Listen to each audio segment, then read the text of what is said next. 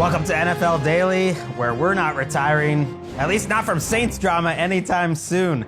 I'm Greg Rosenthal, and I'm a sicko because there is nothing I would rather be doing on Mother's Day weekend than to be talking to my friends Adam and Ryan about the surprise retirement of Derek Carr. Yes, they are from the Saints Block Party podcast. Ryan, I will start with you. We'll get into all the nitty gritty, but just what was your first reaction as you woke up to find out Derek Carr was no longer a Saint? Oh man, I was already up. We were on the Discord getting after it early in the morning, talking Saints, and then it just comes out of nowhere, bro. It's like it's jubilation, man. Like I don't care what I mean. Look, this is not celebrating any injury or anything like that, but we were done. Like we were done with the Derek Carr experience. We were hoping it was over, and to get that like retirement, that kind of clarity. Oh man, can't beat it, bro. It's like Mardi Gras, like you said, man. Go ahead, Adam. I mean, I had a drink at 10 a.m. Stop. He did. Live on the podcast. I absolutely did. What are you talking about? Stop. It was great because just looking back on, we talked about it on our show, that Derek Carr D8 era of Saintsdom was as dark as it has been for the Saints for a very long period of time. And that Derek Carr signing, honestly, one of the worst signings, if not the worst signing for the Saints ever as a free agent.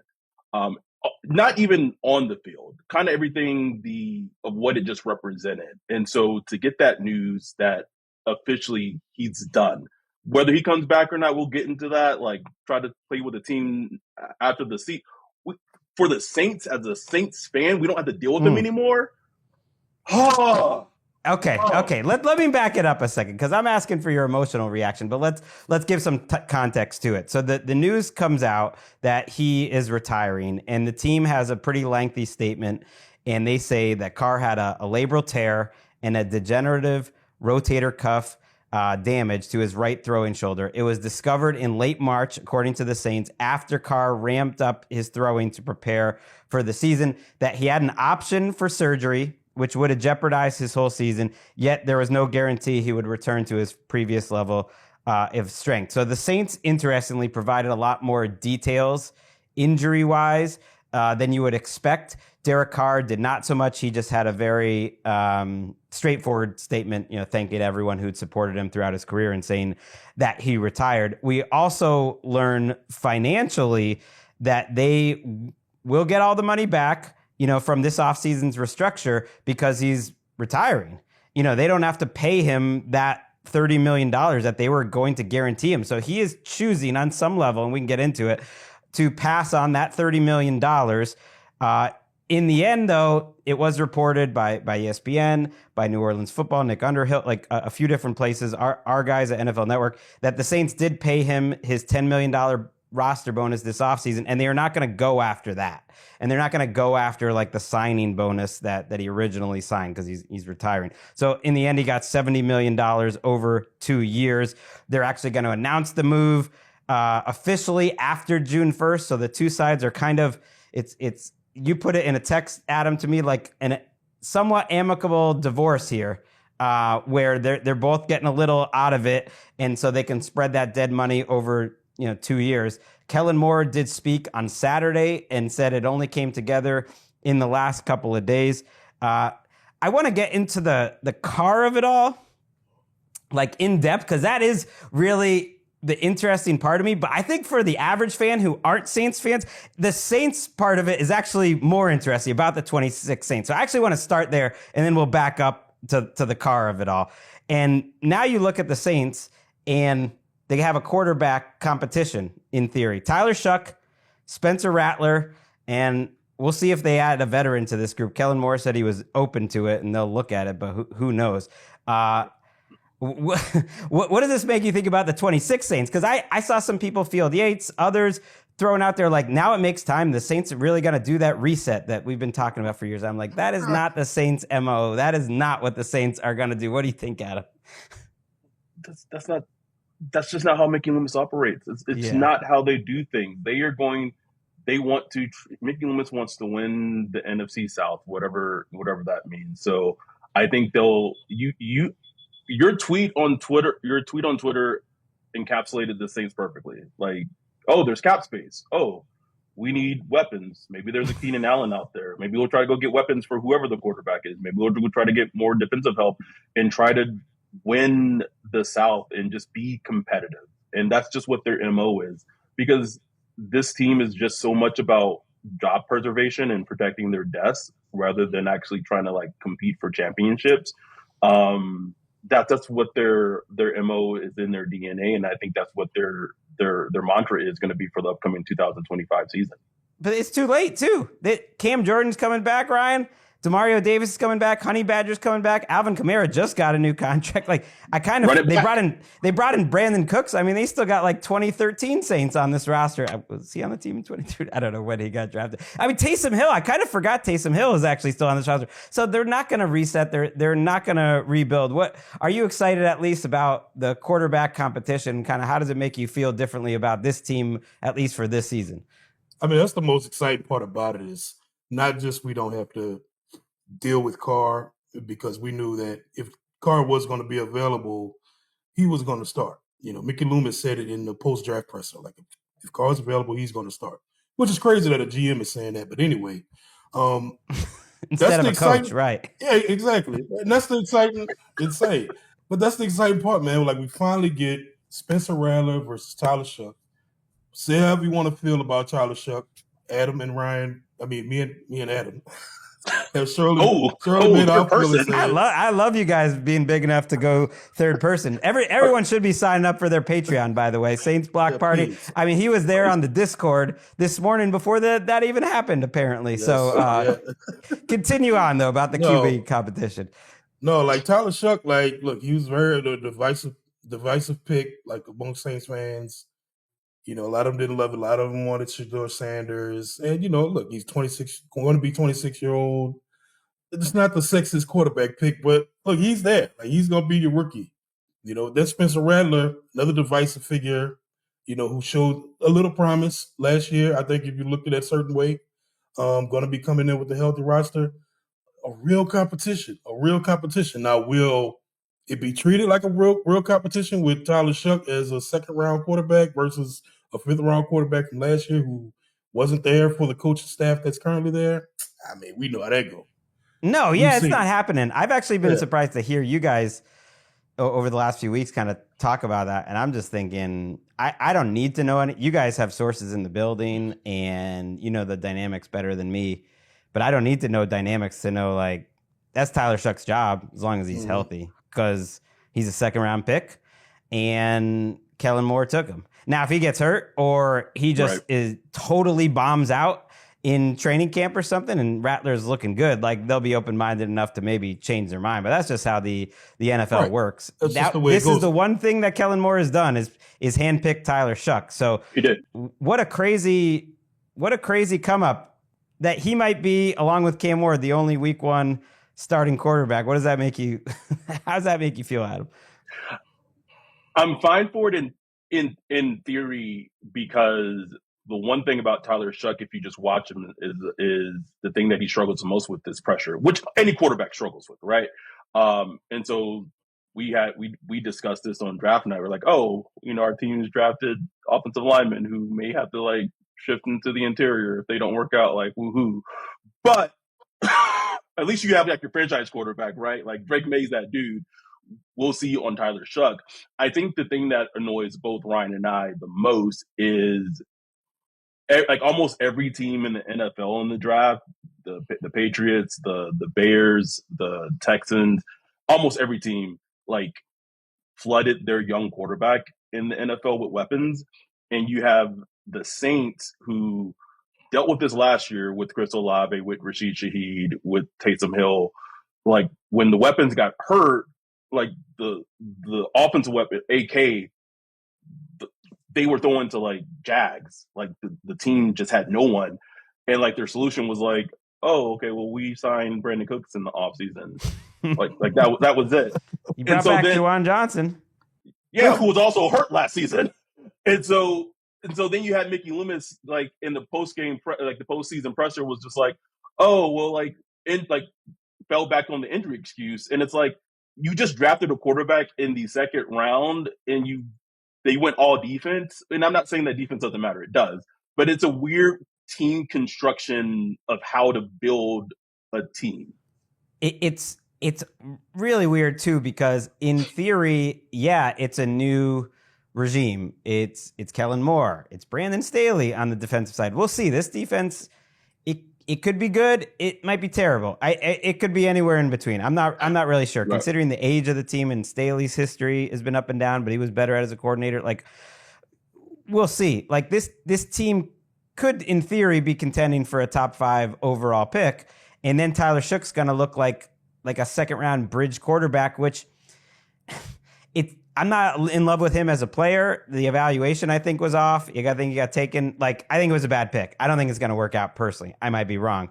But the principle of taking the quarterback there, I don't hate it, because I'm someone who says keep trying until you get one. Of course. And if he winds up being a bridge to a top 5 or 6 quarterback, that's great. The issue is, though, like, it's not a reset because Mickey Loomis is there. He's the one talking about the quarterback competition. He's the one making all the decisions.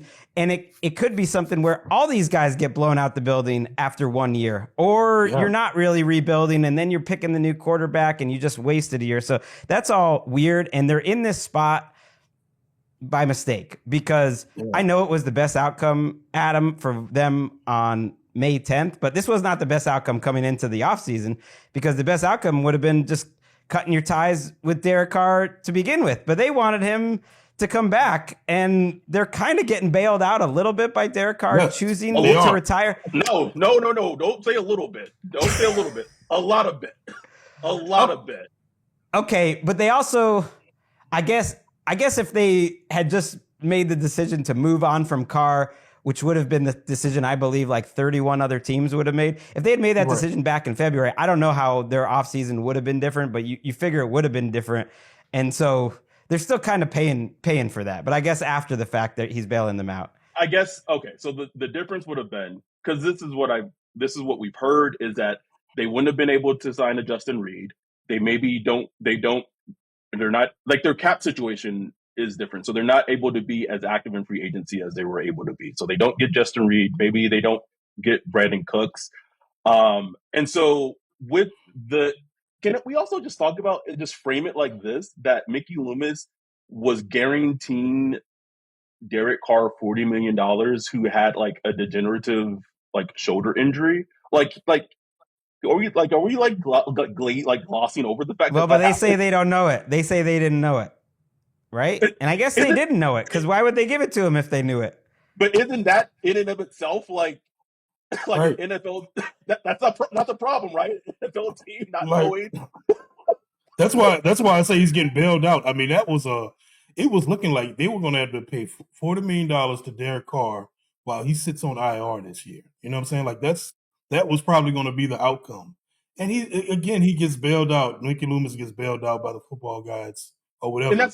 And I get it. That was his money anyway. That was the contract and all that. But it's just like, it's a lot of malfeasance that went on that they get bailed out for ultimately. Yeah. And they still, even though they're getting bailed out, they have $50 million in dead money after only getting 2 years of Derek Carr. So they paid Derek Carr $70 million, but now they have $50 million in dead money. And the bailout is that it's not 80. It would have been $80 million in dead money, and instead it's 50. And because they're playing ball with each other, they can spread that out over 2 years. And it's not that crazy. But it's like, at least, the Patriots, when they had to eat their Tom Brady dead money, or the Bucks when they had to eat their Tom Brady dead money, or the Saints when they had to eat their Drew Brees money, or the Packers when they had to eat their Aaron Rodgers money, or even the Falcons when they ate their Matt Ryan money. It's like, they got great production out of those guys. If they're supposed to be like some sort of trade-off, and they didn't get any of that trade-off. 14 and 13, Greg. 14 and 13 is what they got. Okay. Well, that actually, bumped up his winning percentage as a pro quite a bit, because I don't want talk about Derek Carr's career necessarily as if it's over, because I do wonder if he's going to come back. We'll get to that in a minute, but I actually did some stats because I was curious about it. And since you're talking winning percentage, he's 28th all time in NFL starts. That's a lot. That's like 28th. Among those quarterbacks, only one had a worse winning percentage for his team. And I'm not all about QB wins, but over that amount of starts, like you want to win more games than you lose. And he lost. I think he was 15 under 500. Vinny Testaverde had a worse. If you expand it out to include all the quarterbacks who had 150 starts all time, which he wasn't that far above that. Jim Everett, Chris Chandler, Norm Snead, Bob Ferguson also would have been below him. And he played that one postseason game with the Raiders where they came up short. So it's just kind of a bit of a star-crossed career where Derek Carr got the bag and now he's moving away. Let's kind of get into what happened here, Ryan, because like the thing that was strange about it was all this talk this offseason that he was maybe looking to take a deal elsewhere. So something's not quite adding up with the injuries and the idea that maybe he would play elsewhere, but he didn't want to play on the Saints. And now he's retiring. But a couple weeks ago, even the Saints were saying it was all happening. Like, give me something to make this make sense. Something is still fishy about this whole thing because he wanted to leave. He wanted to leave back in early March. He was upset that the Saints restructured his deal and kept him signed. Then after that, he finds out he has the issue with his shoulder. And then it's like, everything's all good. I still want to be with you guys. No, something's missing there. Like some kind of part of the story is missing there. Ultimately, the Saints sort of agreed to give him this $10 million now. What do you think went into that, Adam? Just using the analogy from our group text, I think both sides wanted to walk away from the situation. Out of all three of us in this podcast, only one of us have been through a divorce. And sometimes in divorces, before things get really bad and really messy, sometimes cooler heads can prevail. And both sides can come to the table and say, listen, I'm willing to concede this point and we can walk away with us both kind of essentially getting what we want. And I think that $10 million was the Saints kind of conceding when saying, we'll give you this $10 million. We won't fight you on it. We'll give you this. Carr kind of gets what he wants and he doesn't play for the Saints because that's something that he wanted that I heard as soon as Dennis Allen got fired back in November of last year, 2024. His time with the Saints was done. Like to him and DA was a package deal, which is a very weird thing to tie your legacy to like one of the worst Dennis Allen? worst head coaches of all time, but whatever. And so he gets what he wants and he gets to kind of do his thing in Bakersfield and recover and heal. The Saints get to recoup the money back and kind of spread the money and his salary over the next two seasons. And if Derek Carr really potentially wants to come back and play football, then he has that option to try to maybe do that after next season as well. So both kind of sides in a very weird way, they kind of get what they want in a weird, like little marital settlement. Except for Mickey, who for whatever reason just was dying to have Derek Carr be his quarterback. Weird, Greg. So weird. You reported that the organization was not all aligned on that. That was Mickey really who wanted Derek Carr. It literally was everyone except Mickey.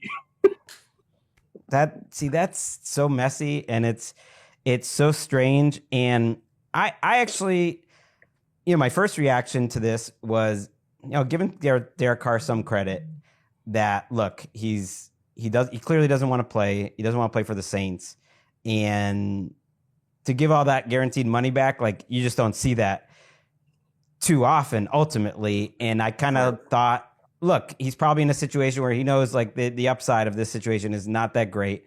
And it reminded me a little bit of that scene Cuddy, if you guys remember from The Wire, when he retires. It ain't in me no more. the game is not in me no more. And I was just thinking, like, the game's probably not in Derek Carr some more. And you talk to ex-football players, it happens at some point. It's brutal and all this stuff. And I think it's just not in him some more. But then you do hear about these reports that he was trying to play elsewhere this offseason. And so then it seems it's a little more like the Saints. And it seems it's a little more like another guy who retired from the Saints and then was back collecting checks in the NFL pretty quickly, which was Sean Payton. Like, he just wanted to get away from the Saints too. So it's not like the greatest sign ever that your organization is having like a head coach and a starting quarterback just retire to kind of not work for you anymore in the matter of a couple years. Not a great sign, Ryan. I think that might be like more of a Mickey Loomis problem. Sure, but he is the organization. Exactly.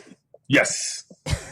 Like that's the thing where I think people are thinking, like, okay, now it's time to reset. It's like at some point that'll happen, but they haven't really changed, man. And it's really sad too, because I mean, you had like a great 18, 19-year stretch of Drew Brees, Sean Payton. Mickey Loomis got to look like one of the better GMs in the league over that time, and now he's doing the Jerry Cross thing where he's just trying to prove that he's like the Saints are like the Steelers. But I'm like, even the Steelers don't want to be the Steelers right now. Like, even Steelers fans are annoyed with where they are right now.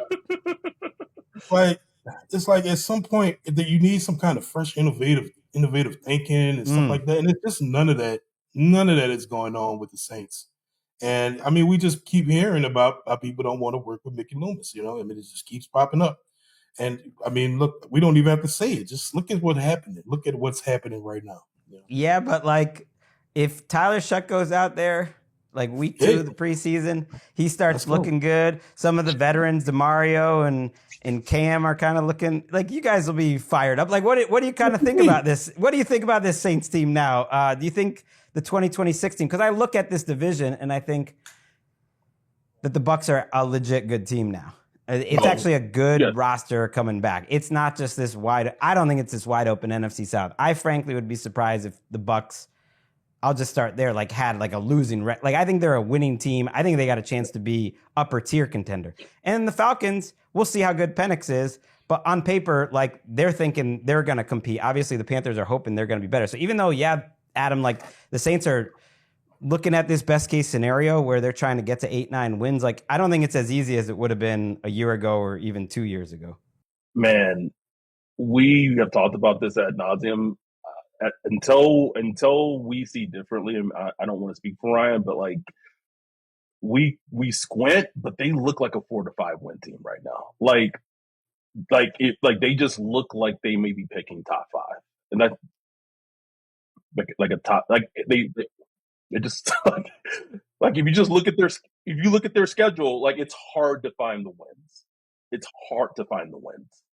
Now, I will it's the say, NFL and things turn around, and it might be the right year to do it. Not because of Arch Manning, who most people that seem to know anything about him say like he's not going to come out in the draft next year. He's going to stay in college. But it's a good quarterback class, anyways. Where we'll see. But there could be a handful of options. 2 things I will say: if they have invested, there potentially are 4 first round picks that they're going to have on the offensive line. If that offensive line is not a weapon at this point, like it should be, that's one of the ways that they should potentially, if they're going to be a good team, that's a way that they should be a good team. I hear you, and maybe they'll get coached up to do it, but one of those first rounders is Trevor Penning. One of them, Cesar Ruiz, who's been up and down. One of them has never played in the NFL, so like, you're excited about Kevin Banks, but you never played. And the other one missed most of last year with an injury. So I'm sorry, I'm being a downer. This team fascinates me, though. I love the mess. Is there a part of you, Ryan, that just loves the mess of it all? Yeah. Oh man, like especially as like a content creator. My God, this offseason been right for us. You wake up on like a boring Saturday and it's just like boom, here goes some news, But there's always something with the Saints, man. Like, and look, the thing about the division, they all got better than me. Like the Falcons got better. They might actually have pass rush this year. Like you said, the Tampa Bay Bucks, they've just been consistently getting better every year. Even the Panthers, man. Like I think the Panthers, like I'm not saying they're going to win crap load of games, but like it wouldn't shock me if they won like 8 games this year. You know what I'm saying? And so the Saints got an uphill battle. But I told Adam yesterday, like it would be cool if the Saints just had like a fun season, like 2017 Saints, where nobody's expecting anything, but then young rookies come in, play well. You win a couple games. I'm not even worried about the wins, but it's just fun football. You know what I'm saying? Defense is feisty. Brandon Staley, Kelly Moore's cooking it up. You know, got a young running back and Devin Neal up sixth round. He's looking good. Tyler Shuck is slinging that thing. Let's go. Or maybe it's Spencer Rattler. Either one, man. Like, just give me something fun to watch, please. Say what the Panthers did in the second half of the season when Young started cooking last season, but like maybe extrapolate that for like some of next season for the Saints. That would be a win for the Shuck. team. Like if Shuck played well enough to give them a tough decision next year in the draft, then that's a great outcome. I mean, I hate to say it, but I told y'all, when Derek Carr was signed, you're like, finally, we got a professional quarterback. That's all we wanted. And I was like, I don't know if he's better than Andy Dalton, now. My man was right. My man was all over it, bro. I apologize to Andy Dalton. I was wrong. I was wrong. I would have gladly taken Andy Dalton. And I do feel for Carr because he is and was just good enough throughout his career to not be good enough and not quite get over the hump for the teams that really believed in him. And look, he got paid well and he put his body on the line and all that. So it's, it's tough, man.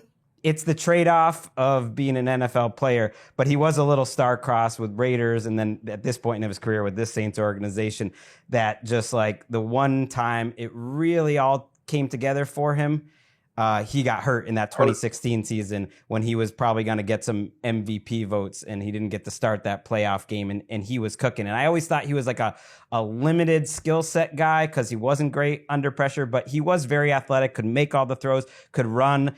And then the one other time it kind of came together for him that the offense was a really dangerous, if weird offense, because it was so station to station, was with John Gruden. And like that couldn't last for him either because Gruden blew it up. And that one playoff memory was him, throwing short of the end zone on that fourth down because they had a chance to beat the Bengals before the Bengals got all the way to the Super Bowl. So you do feel, because you don't want to see a career end like that. And yet, I just have a hunch. Maybe we're not done with Derek Carr. Maybe he'll be back. A hunch, a small hunch. Maybe he'll be like my colleague, his brother, David, and he'll end up as a backup on some great team and go win a Super Bowl in a couple of years, like David did for the Giants back in the day. So we don't know. I appreciate you guys. I appreciate my producer, too, Eric Roberts, making the time on Mother's Day weekend. I know this is not what he necessarily was expecting this weekend, but I appreciate y'all too for coming on board. And I'm telling everyone, Saints Block Party podcast, just listen. YouTube, you got the Patreon there, you got the Discord, but just check it out. I don't ask for too much, but subscribe to them on YouTube, and that's the way you can support NFL Daily, supporting them. Appreciate shout out to all the mothers who are or just in general, just shout out to all the mothers whenever y'all listen to this. Appreciate y'all. Happy Mother's Day. Yes. Happy Mother's Day. Yes. Happy birthday. Happy. Whose birthday is it? It's Austin James's birthday coming up. Eric's son in a couple weeks. I'm like, whose birthday is it? Happy Mother's Day. Oh man, when Derek Carr's retiring on a Saturday. What? It's a news dump retirement. Football's back.